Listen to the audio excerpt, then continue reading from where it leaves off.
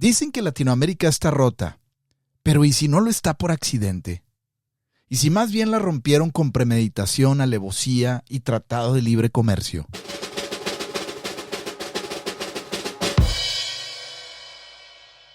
Desde que Colón pisó tierra diciendo que venían son de paz, con cruz en una mano y pólvora en la otra, este continente ha sido saqueado con una mezcla impecable de diplomacia, violencia y contratos mal redactados.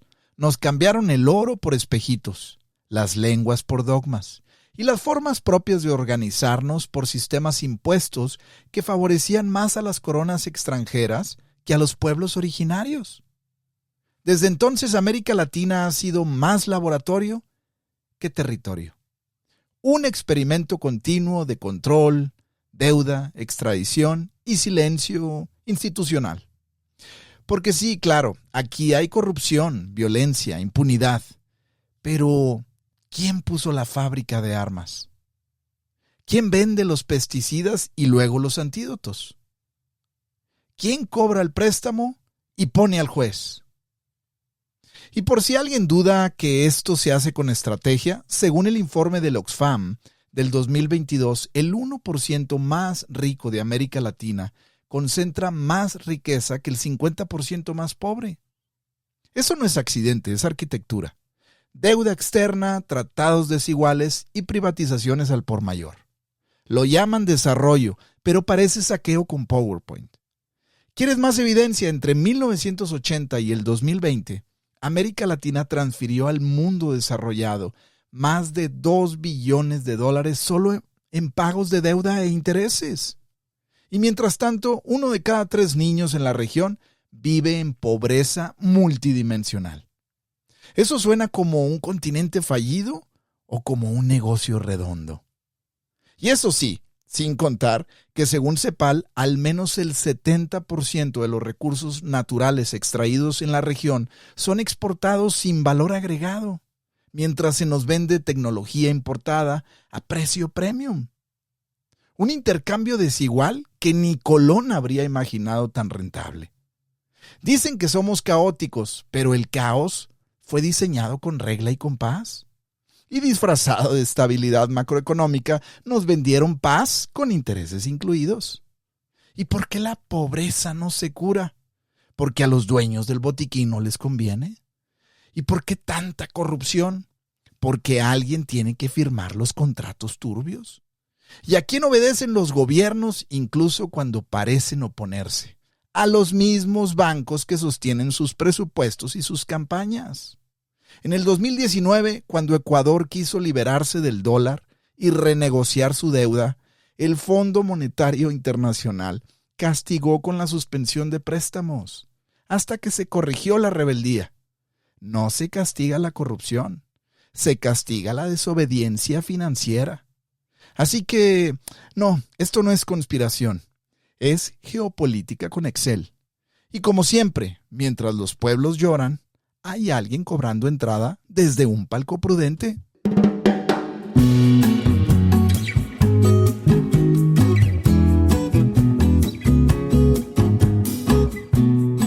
Y comencemos con la receta del saqueo elegante.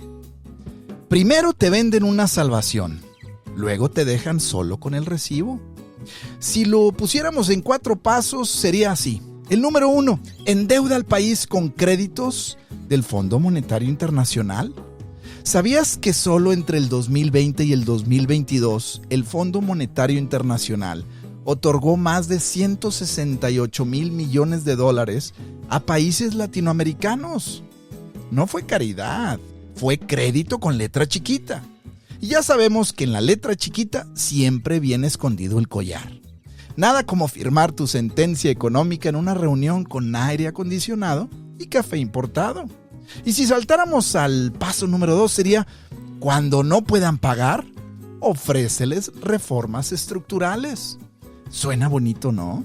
Pero en la práctica significa recortar pensiones, despedir empleados públicos y subir el IVA. Todo en nombre de la estabilidad. Traducido, ajusta tú para que cobren ellos. Eso sí, los manuales vienen en inglés, pero los recortes, ¿los sientes en español? Y si saltáramos al paso 3 sería privatiza todo, agua, luz, petróleo, hasta el alma si es rentable. En los años 90, Argentina vendió más de 30 empresas estatales. Resultado, tarifas por las nubes, servicios cuestionables y ganancias para las multinacionales, claro. Y si querías reclamar, sorpresa, ya no es tuyo. Privatización, el arte de vender lo público y dejarle la cuenta al pueblo. Y si finalizáramos con el paso 4, sería, y si alguien protesta, mándales a CNN a decir que son populistas peligrosos. Porque aquí no importa si tienes razón, importa si tienes buena prensa. Y para eso, el imperio tiene voceros, corresponsales y hasta subtítulos en varios idiomas. En esta historia, el que redacta el titular también diseña al villano. Así funciona la coreografía. Endeuda, ajusta, privatiza y desprestigia.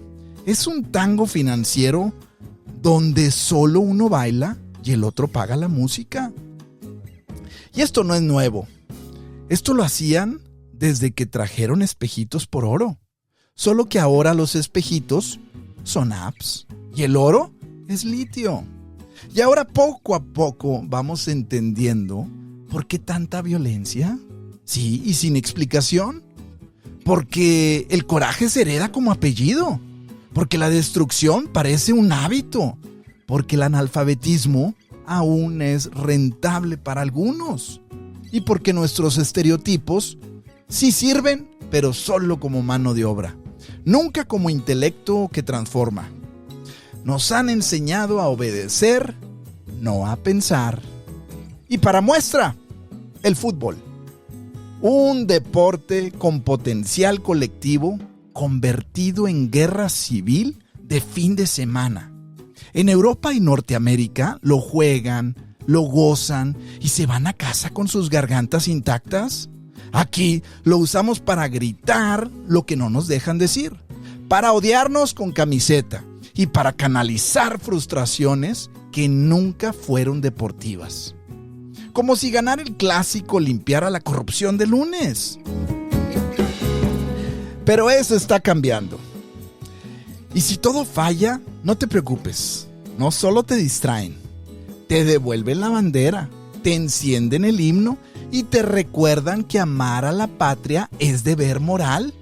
Aunque la patria no te devuelva ni salario justo ni salud digna. El patriotismo de emergencia, esa inyección emocional de último minuto, para que no se te olvide tu sangre caliente que siempre debe estar vigente. Y ahora sí, vamos con los que incomodan el guión, porque el saqueo es rentable, pero no infalible.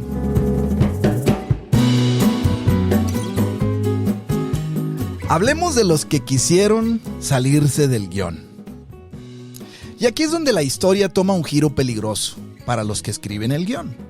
Porque cada tanto aparece alguien que no sigue el libreto, un líder que decide que no quiere endeudar a su país solo para ganar aplausos en Wall Street, un presidente que se atreve a nacionalizar un recurso, o uno que dice que la soberanía no se negocia ni se terceriza. Y entonces el sistema, ¡tas!, reacciona. No con argumentos, con castigos. Te pongo 4 ejemplos. Allende en Chile. Lo sacaron con golpe, literal tanques, bombas, y un presidente que prefirió morir en su despacho antes que entregar el alma de su pueblo. Correa en Ecuador. Lo llenaron de juicios porque gobernar sin pedir permiso es más grave que robar con permiso. Evo en Bolivia. Le armaron fraude y huida. Y cuando volvió con respaldo popular, ya tenían nuevas reglas. Y nuevos dueños para litio. Colosio en México. Ya no llegó a tiempo. Su discurso incomodó tanto que el sistema decidió adelantarle la despedida. La lección: no se castiga al que fracasa. Se castiga al que puede triunfar sin permiso.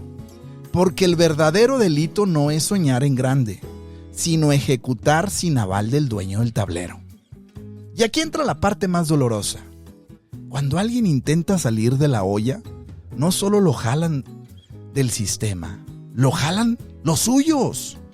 Somos como cangrejos en cubeta. Uno intenta trepar y los demás lo agarran del pie. No porque no quieran salir, sino porque ya les enseñaron que nadie puede salir. Que si uno se eleva, traiciona. Que si uno le va bien, algo sucio habrá hecho. Nos sembraron la idea de que el éxito es sospechoso, que el mérito ajeno es amenaza. Y eso no lo enseñó la abuela, lo instituyó el modelo. Y sí, lo del cangrejo no es chisme de fonda, es metáfora con historia. No necesitas tapa si los propios ocupantes se encargan de vigilar que nadie suba. Es control sin dictador, represión sin policía. El éxito ajeno se volvió espejo incómodo y preferimos romper el espejo que cambiar el reflejo. ¿Y de dónde viene esa programación? Te platico. No nació en el barrio ni en la escuela. La sembraron los mismos que nos enseñaron a llamarnos descubiertos. Desde la colonia, los virreinatos no solo extraían oro, instauraban jerarquías. Nos enseñaron que Europa piensa, que Estados Unidos manda y que nosotros ejecutamos pero sin pensar.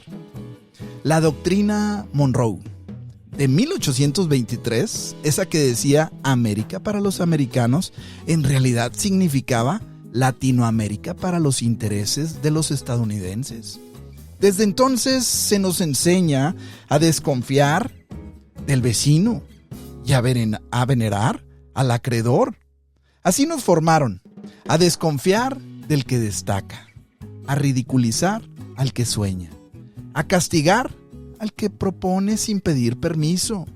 Nos metieron culpa por querer salir de la pobreza, porque al que progresa sin padrino, algo debe esconder. Y mientras tanto, Europa se aplaude entre pares, Canadá presume su inclusión y Estados Unidos pueden ser rivales, pero nunca enemigos del balón. Aquí, en cambio, el fútbol es guerra, el éxito ajeno es amenaza y el talento se castiga más que el crimen, porque no se trata de que nadie suba, se trata de que todos nos quedemos, sí, exactamente, donde nos pusieron. Nos metieron culpa por soñar, odio por destacar y rencor por intentar algo distinto. Nos enseñaron a sabotearnos antes de ni siquiera intentarlo. Una colonización emocional que aún gobierna nuestras reacciones. Y entonces cabe preguntarse, ¿qué pasaría si un día dejáramos de obedecer ese guión emocional? Si empezáramos a ver al que sube no como traidor, sino como posible guía. Y si la libertad no empieza en las urnas, sino en el alma. Bien, vayamos al siguiente bloque.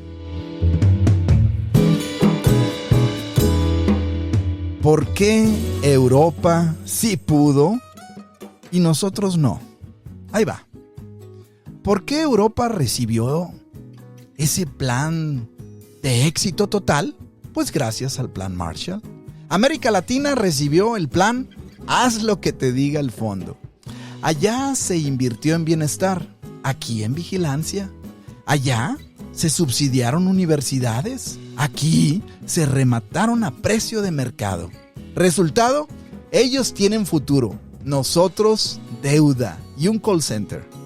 Y no es que nos falte capacidad, nos sobra ingenio, talento, resiliencia y hasta memes.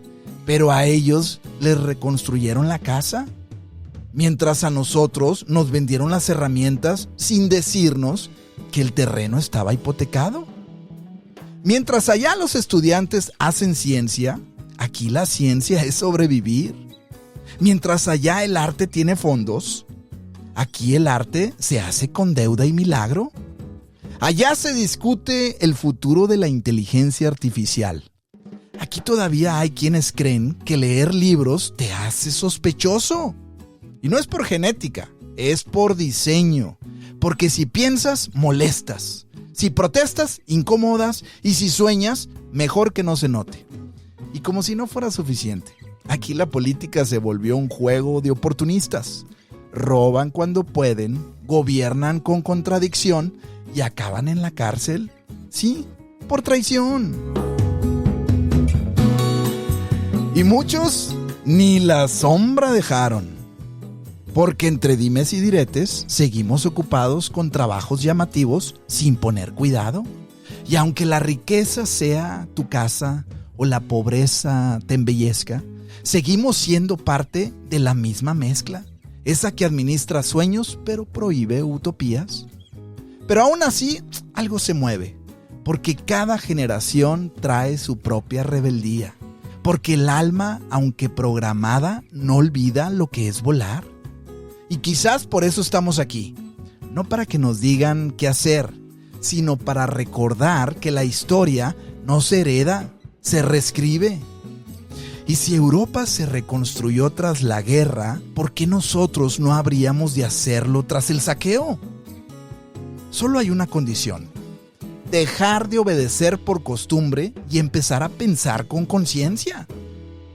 Porque el que obedece sin cuestionar no es ciudadano. Es ficha de ajedrez sin un tablero donde jugar.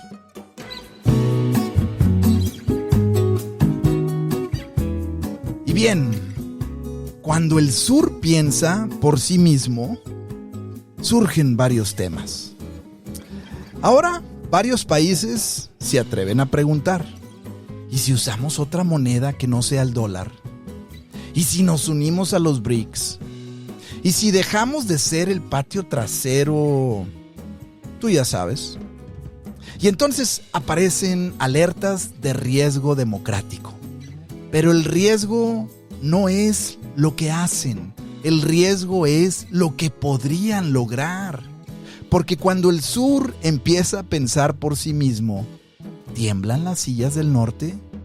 Ya no basta con regalar banderitas. Ahora hay pueblos preguntando qué pasa con sus minerales, sus mares, sus datos y su dignidad. Y ahí es cuando los que antes venían a dar cátedra, ahora mandan advertencias. Porque les preocupa la democracia. Solo, eso sí, cuando no ganan sus socios. Porque temen que el ejemplo cunda, que otros se atrevan, que alguien más diga, ¡ya basta! Y ojo, esto no es romanticismo revolucionario ni socialismo vintage. Es sentido común con memoria despierta. Es preguntarnos, como decía José Mujica, en paz descanse, ¿serás feliz teniendo mucho o teniendo tiempo para hacer? No se trata de cobijar a ricos o a pobres, sino de dejar de vivir anestesiados, de soltar la deuda emocional que nos dejaron las dictaduras, los tratados y los noticieros. Porque vivir mejor no empieza con más cosas, sino con menos cadenas. Un dato más ahí para los incrédulos. Según el Banco Mundial, América Latina y el Caribe es la región más desigual del mundo, pero también es la más rica en biodiversidad, litio, agua dulce y juventud. El problema no es la falta de recursos, es la sobredosis de saqueo y la carencia de soberanía.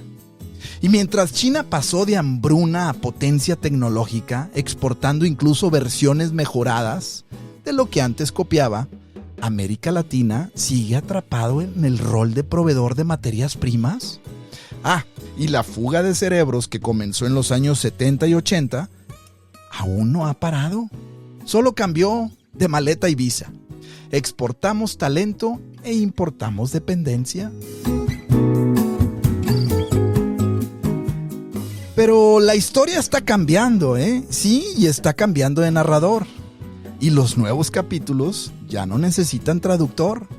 Así que si ves que de repente te dicen que un país del sur se está saliendo de control, quizás lo que pasa es que por fin se está saliendo del guión. Y eso para algunos es imperdonable. Pero para otros es solo el principio, porque cuando el sur se organiza ya no es problema, es posibilidad. Y cuando el alma se descoloniza, ya no obedece, simplemente crea. Y si un día todo se incendia, que sea para alumbrarnos, no para consumirnos, como decía Silvio Rodríguez en la canción, que la reseca muerte no me encuentre vacío y solo sin haber hecho lo suficiente, porque si no, no sería nada más que alumbrar un hueco vacío. Y si habláramos de Bukele, sí, el incómodo, bueno, platiquemos. Si Bukele tuviera muchas sombras o las tiene hoy en día en su presente, ¿cuál sería ese mensaje? ¿Se podría cambiar el juego? Hablemos al respecto. Con populismo, Bitcoin y marketing político, Bukele logró lo que muchos creían imposible. ¿A qué costo? Eso es debatible. Pero para una región harta de promesas, fue un punto de quiebre. Aumentó el control del Estado, redujo la violencia y desafió al Fondo Monetario Internacional sin pedir disculpas. Ahora bien, hay que matizar. El Salvador sigue siendo miembro del Fondo Monetario Internacional, como lo es la mayoría de los países del mundo, incluyendo Estados Unidos. Lo que Bukele hizo no fue salirse, sino cuestionar públicamente las condiciones y rechazar imposiciones específicas. Y eso ya es raro, porque usualmente los gobiernos latinoamericanos ceden sin chistar. Entonces, ¿por qué los citamos si su Producto Interno Bruto per cápita aún es bajo? Porque lo que importa no es el ranking económico, sino el mensaje simbólico, la narrativa. Desobedecer, sí, también es una estrategia, especialmente en una región donde obedecer no ha funcionado. ¿Y sabes que según el Banco Mundial, El Salvador pasó de tener una de las tasas de homicidios más altas del mundo, por ejemplo, de 103 por cada 100,000 habitantes en el 2015, pasó a menos de 8 en el 2023? No es magia, es estrategia, sí, aunque incomoda. Y si te parece exagerado decir que lo admiran, basta ver cómo otros mandatarios de la región ya lo citan, lo imitan o posiblemente lo temen. Porque en el club de los obedientes, uno que se sale del libreto hace más ruido que 100 que repiten el mismo guión. Ahora, ¿por qué El Salvador ha podido romper ciertos esquemas y otros países no? Porque no basta con voluntad. También influye el tamaño del mercado, la dependencia comercial y, aunque suene brutal, el nivel de permisividad. Sí, esa que se le otorga a un país que no representa una amenaza estructural para el sistema global.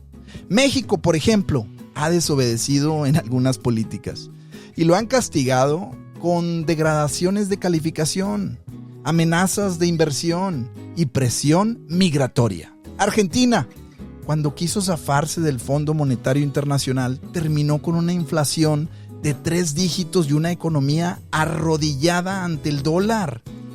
Como dijo una vez un analista financiero, puedes desafiar al sistema, pero prepárate para pagar el cover más caro del antro.